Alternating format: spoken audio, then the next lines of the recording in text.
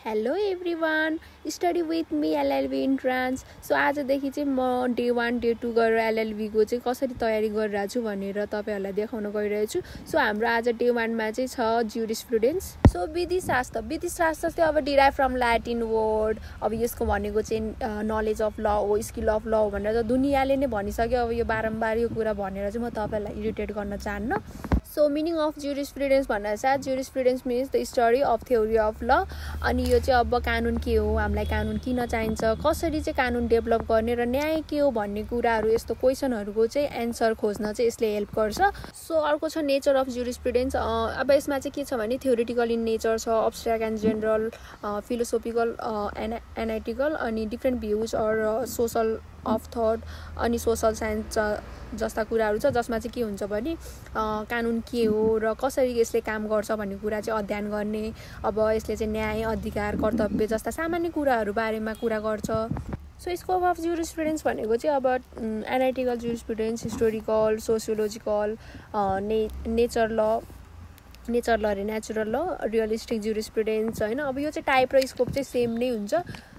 Content of ज्युरिस्प्रुडेन्स भनेको छ, content भनेको एउटा सोर्स हो, एउटा लिगल कन्सेप्ट हो, एउटा लिगल थ्योरी हो। त्यस्तै गरी युटिलिटी एन्ड इम्पोर्टेन्स अफ ज्युरिस्प्रुडेन्स भनेको छ अब कानुन चाहिँ किन ज्युरिस्प्रुडेन्स चाहिँ किन इम्पोर्टेन्ट छ भन्ने कुरा चाहिँ अब एउटा ल स्टुडेन्टहरूको लागि इम्पोर्टेन्ट छ, जजको लागि इम्पोर्टेन्ट छ, लेजिस्लेचरको लागि इम्पोर्टेन्ट छ, पोलिटिसियनहरूको लागि, जेनरल पब्लिकको लागि इम्पोर्टेन्ट छ होइन। सो यो चाहिँ त्यति इम्पोर्टेन्ट चाहिँ छैन, यो अब्जेक्टिभ्समा चाहिँ त्यति सोध्दैन, त्यही पनि जान्न जरुरी छ। सो अब यो नेचर ल यो सबै भनेको स्कुल अफ ल भयो, कन्सेप्ट अफ ल भनेको हामी अब पछि हेर्छौँ, अब यसको उमा जाउँ है। सो अब मिनिङ अफ ज्युरिस्प्रुडेन्स भनिरहनु पर्दैन होइन। Science, knowledge, skill and study of ल डिराइभ फ्रम ज्युरिस, यो भन्दा याद पनि भइसक्यो होला। सो फाइनल्ली अस्टुबेबीले चाहिँ के भनेको छ भने jurisprudence is a philosophy of positive law. So philosophy of positive law भन्ने बित्तिकै अस्टिनले भनेको भनेर सम्झिनुहोस्। सो अब यो चाहिँ अब इङ्ग्लिस ज्युरिस्प्रुडेन्सको फादर अफ ज्युरिस्प्रुडेन्स भनेर पनि चिनिन्छ र उहाँले चाहिँ एउटा बुक पनि लेख्नु भएको छ जुन चाहिँ छ ज्युरिस्प्रुडेन्स डिटरमाइन भन्ने बित्तिकै यो बुक चाहिँ कसले लेखेको भन्दा अस्टिन बेबीले लेखेको भनेर सम्झिँदा पनि हुन्छ। सो यसको टाइप चाहिँ दुईवटा छ, एउटा छ जेनरल, एउटा छ पार्टिकुलर। सो जेनरल ज्युरिस्प्रुडेन्स भनेको चाहिँ युनिभर्सल, थ्योरिटिकल र कम्प्यारेटिभ कुराहरूको चाहिँ अध्ययन गर्नु हो। त्यस्तै गरी पार्टिकुलर जसलाई चाहिँ हामीले नेसनल ज्युरिस्प्रुडेन्स भन्न सक्छौँ, त्यसले चाहिँ अब कुनै पनि एउटा स्पेसिफिक सब्जेक्ट अथवा स्पेसिफिक कुराको चाहिँ स्टडी गर्नु हो। सल्लु भाइले चाहिँ के भन्नुभएको छ भने अब jurisprudence is the science of civil law भनेर चाहिँ डिफाइन गर्नुभएको छ र यो law is administration of justice, study of first principle of law. अब यसले चाहिँ दुई टाइपमा डिस्क्राइब गरेको छ, एउटा जेनेटिक र अर्को स्पेसिफिक। अब अर्को हुनुहुन्छ सवी चाहिँ अब फाउन्डर अफ हिस्टोरिकल स्कुल हो। अब यो चाहिँ अब्जेक्टिभमा सोध्न सक्छ कि who is the founder of historical school भनेर, जसमा चाहिँ हामीले सवीलाई टिक्लाएर आउनु पर्ने हुन्छ होइन। सो यो चाहिँ अब ल ग्रो विथ सोसाइटी, अनि यो ब्लोगिस स्पिरिट अफ द पिपुल भनेको चाहिँ अब थ्योरी हो। यो चाहिँ एउटा लोकात्मा सिद्धान्त, जनताको भावनाको बारेमा उसले लेखेको हुन्छ। र अर्को भनेको चाहिँ ल ग्रो विथ द नेसन भन्ने कुरा छ, अब कानुनसँगै राष्ट्रिय सँगसँगै बढ्नुपर्छ भन्ने कुराहरू पनि उसले लेखेको छ। त्यस्तै गरी कानुन राष्ट्रियको चलन अनुसार चाहिँ स्वीकारेको हुन्छ भन्ने कुराहरू उसले गरेको छ। अर्को छ ब्ल्याकस्टोन एन्ड नेचुरल ल। अब ब्ल्याकस्टोन भनेको चाहिँ विलियम ब्ल्याकस्टोन हो खासमा। अब यसलाई सर्ट फर्ममा मैले भन्दा पनि काला पत्थर राख्दैछु मैले यसको नाम, एकदम बुझ्न सजिलो हुन्छ भनेर तपाईँहरूको लागि र मलाई पनि कि फर्स्ट सबभन्दा पहिला त मलाई आफूलाई बुझ्न सजिलो हुन्छ भनेर मैले यो अनौठो नाम राखेँ हो, माइन्ड नगर्नु होला। सो काला पत्थरले के भनेको छ भने ललाई चाहिँ कसरी डिफाइन गरेको छ भने law signify a rule of action that applies to all the actions and is enforce by the state भनेको छ। अब rule of action enforce by state भन्ने बित्तिकै काला पत्थरले डिफाइन गरेको हो ललाई भनेर बुझ्दा हुन्छ कि। सो नेचुरल ल अब युनिभर्सल, इन्टर्नल, अनचेन्जेबल भनेको छ होइन। अब नेचुरल ल भन्ने बित्तिकै चाहिँ अब गड मेड ल भनेर बुझ्दा हुन्छ तपाईँहरूले, एकदम इजी वेमा भन्ने हो भने। त्यस्तै गरेर अर्को छ law is a harmony with human reason and morality. त्यस्तै गरेर अर्को छ जोन फिसु है, हाम्रो फिसु भाइले चाहिँ के भनेको छ भने मोरल स्ट्यान्डर्डको कुरा गरेको छ, 7वटा बेसिक गुड्सहरूको बारेमा चाहिँ उसले अध्ययन गरेको छ। सो यो सर हेरेर जानु होला। त्यस्तै गरी अर्को सोसियोलोजिकल स्कुल भन्ने बित्तिकै रोज पाउन्ड भनेर चाहिँ यो रोज पाउन्ड भन्ने यसको नाम हो, रोज पाउन्ड भनेर चाहिँ बिर्सिनु भएन। र सोसल इन्जिनियरिङ सोसियोलोजिकल स्कुल भनेको चाहिँ सोसल इन्जिनियरिङ पनि हो र फङ्सनल स्कुल पनि हो र यो चाहिँ सोसाइटीको निड अनुसार चाहिँ सोसाइटीको निड र प्रब्लमहरूको अनुसार चाहिँ यो ल चाहिँ चेन्ज हुँदै जान्छ सो केल्सोले चाहिँ के भने हुन्छ भने जसले चाहिँ प्योर थ्योरीमा चाहिँ के भनेको हुन्छ भने हायरार्की अफ नर्म्सको कुरा गरे हुन्छ नन मोरालिटीको जस्तै अब कुनै पनि अब्जेक्टिभ क्वेसनमा चाहिँ अब ल चाहिँ नर्म्स अफ हायरार्की चाहिँ कुन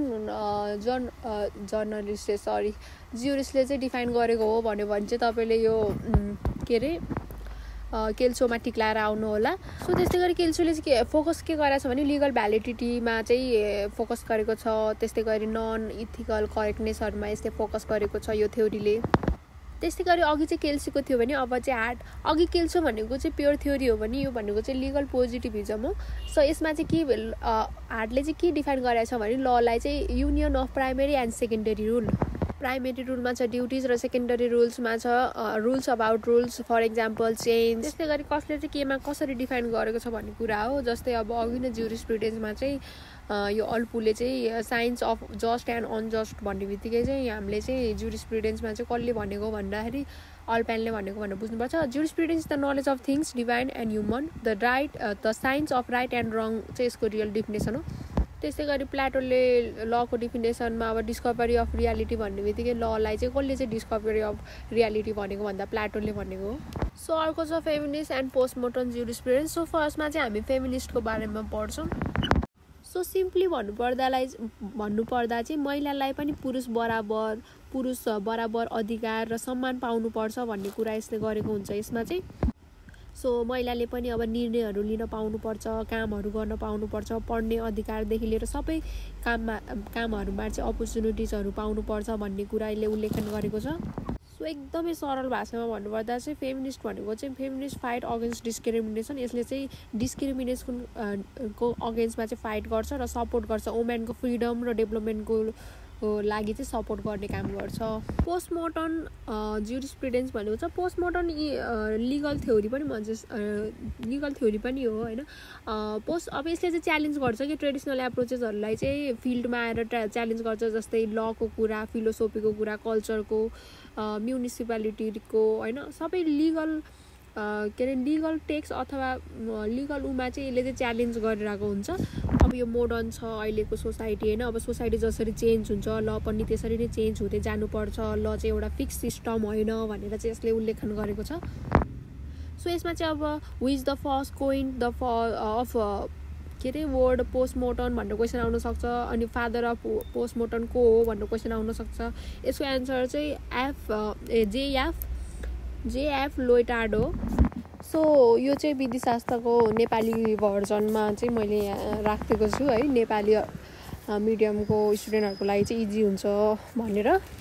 त्यस्तै गरी अब ज्युरिस्प्रुडेन्सबाट चाहिँ केही इम्पोर्टेन्ट अब्जेक्टिभ क्वेसनहरू चाहिँ मैले लिएर आएको छु सो तपाईँहरूले सर हेरेर जानु होला एक्जामभन्दा अगाडि हेरेर जानुभयो भने सहज हुन्छ तपाईँहरूको लागि सो यो मैले एउटा गरेर चाहिँ भनिनँ तपाईँले आफैले पढ्न सक्नुहुन्छ यो सबै क्वेसनहरू चाहिँ मैले यसमा राखिदिएको छु 100 कतिवटा क्वेसन छ हेर्नु त 135 कि 36वटा क्वेसन छ ल राम्रोसँग पढ्नु होला बेस्ट अफ लक टोटल चाहिँ 157वटा अब्जेक्टिभ क्वेसनहरू रहेछ सो अब लास्टमा त्यही हो डिटेलमा पढ्न चाहिँ अब भ्याउँदैन होइन